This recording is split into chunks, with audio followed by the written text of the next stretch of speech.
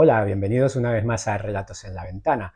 Hoy vamos a leer un relato de Walter Benjamin que no es conocido como un escritor de ficción, ni mucho menos de ficción breve, pero sí que me llegó a, a mis manos esta rareza, que es este libro de historias y relatos muy pequeño de Walter Benjamin, que en realidad fue un gran filósofo de primera mitad del siglo XX y tal vez el crítico literario más importante de la época. Walter Benjamin nació en Berlín hacia finales del siglo XIX y estudió filosofía en las universidades de Múnich, de Berna, también en la Humboldt de Berlín.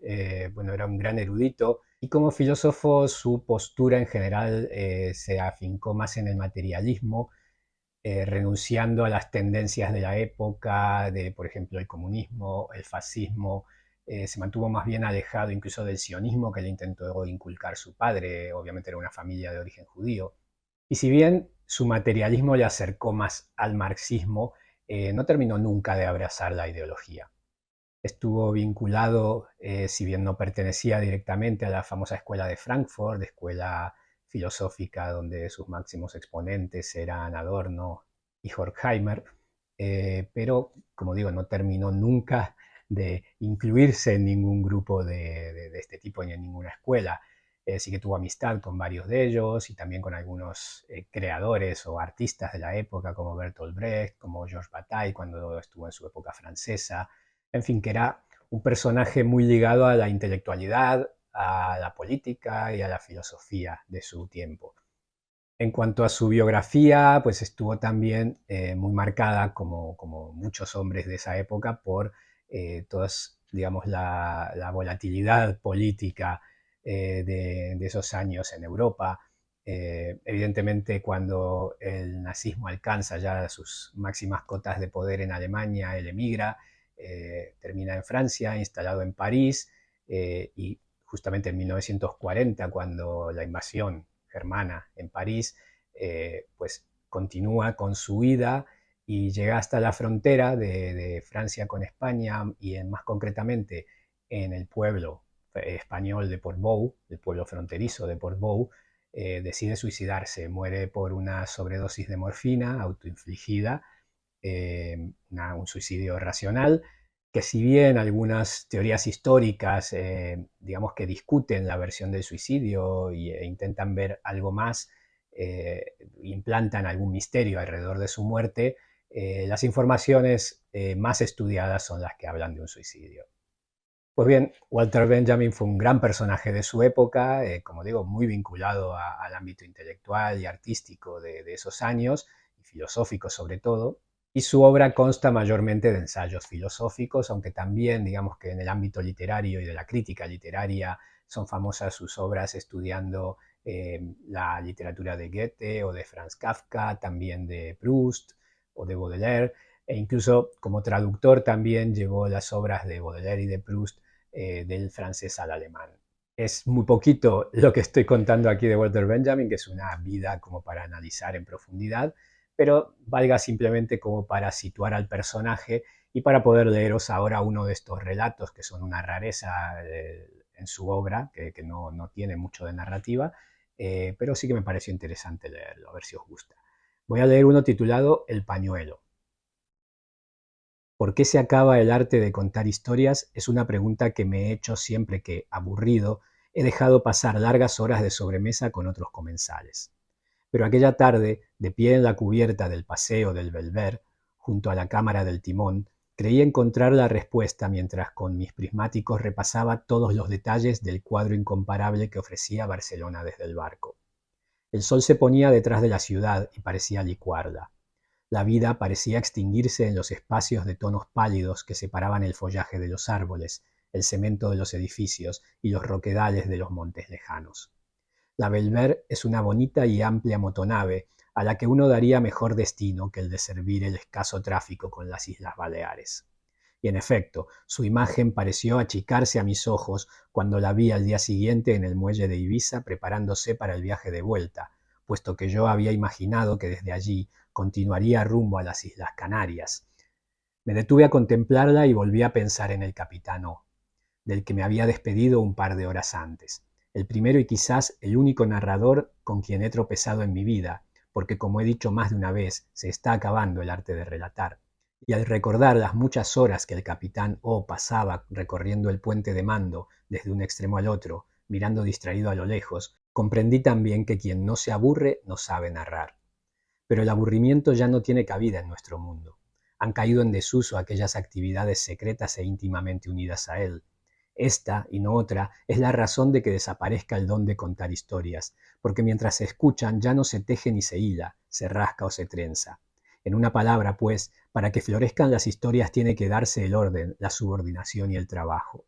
Narrar no es solo un arte, es además un mérito, y en Oriente hasta un oficio. Acaba en sabiduría, como a menudo e inversamente la sabiduría nos llega bajo la forma del cuento. El narrador es, por tanto, alguien que sabe dar consejos, y para hacerlo hay que saber relatarlos. Nosotros nos quejamos y lamentamos de nuestros problemas, pero jamás los contamos. En tercer lugar pensé en la pipa del capitán, aquella pipa que vaciaba golpeándola cada vez que empezaba una historia y volvía a sacudir cuando callaba, pero que entre tanto dejaba que se consumiera apaciblemente. Tenía la embocadura de ámbar, pero su cabeza era de cuerno engastado en plata. Había pertenecido a su abuelo y creo que era el talismán del narrador. Hoy en día estas cosas ya no existen, porque todos estos chismes no duran ahora lo que debieran. Quien usa un cinturón de piel hasta que termina cayéndose a pedazos, siempre encontrará que con el correr del tiempo alguna historia ha quedado prendida en él. La pipa del capitán debía conocer muchas. Así divagaba yo cuando abajo, en el quay, apareció un hombre pequeño y corpulento, con el rostro más ordinario que jamás se haya visto bajo una gorra de oficial, el capitán O, en cuyo barco había llegado yo esa misma mañana. Todo el que está acostumbrado a salir en solitario de ciudades extrañas sabe y valora lo que supone la aparición de una cara conocida, aunque no sea de las que nos resultan más familiares, cuando la partida inminente evita los inconvenientes de una larga conversación, pero al mismo tiempo sitúa a nuestro alcance un sombrero, una mano, un pañuelo en que detener la mirada errática antes de lanzarla a la superficie del mar. Allí estaba, en efecto, el capitán, como si lo hubiese llamado con el pensamiento. Había abandonado su casa a los 15 años, pasó 3 en un buque escuela cruzando el Atlántico y el Pacífico, para enrolarse después en un vapor de Lloyd que hacía la ruta de América y que por razones que se desconocen dejó pronto. Hasta ahí lo que yo sabía, pues parecía cernirse una sombra sobre su vida de la que no le gustaba hablar. Se hubiera dicho que le faltaba lo que en un narrador es más sorprendente, contar su vida, esa candela que se deja consumir lentamente en las delicadas llamas de la narración.